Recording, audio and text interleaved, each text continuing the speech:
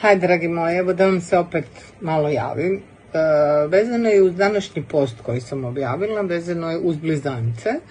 Jer moram priznati iskreno vrlo malo, osim moje Mateje koja piše o blizancima i koja ima prekrasne blizance, vrlo malo mama vidim da objavljuje kako je to živjeti sa blizancima. Jučer sam čula jednu prekrasnu ženu koja je rekla: dosta mi je vas edukatora, svih ostalih, svi pričate kako bi trebali s djecom, kako bi ovo, kako bi ono, niko ne pita mene kako je meni kao mami.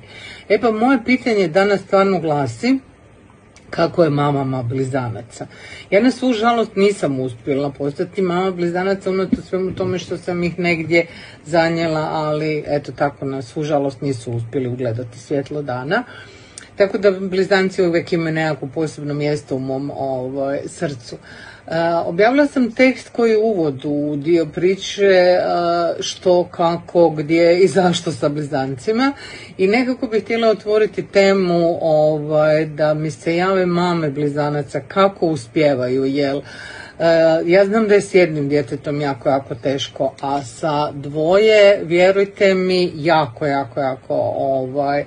teško sigurno, jer odjedanput kad oboje počnu plakati u isto vrijeme, ne znamo, odjedanput se probude u isto vrijeme i tako dalje. Zato molim sve mame blizanaca, javite mi se, željela bi snimiti priču s vama, željela bi vas pozvati u podcast koji će uskoro zaživjeti i na kojem ćemo se družiti, pa da mi kažete kako izgleda jedan vaš dan i dok su mali i da ne kažem u tinejdžerskoj fazi i kako to oni funkcioniraju i da li ste potpali pod ona stara uvjerenja, oni su isti, oni su ovo, isto ih oblačite, isto ovako, isto onako.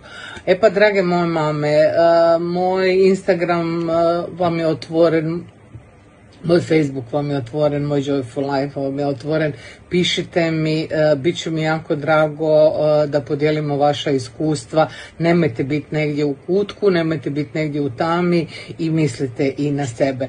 Do novih susreta, mah.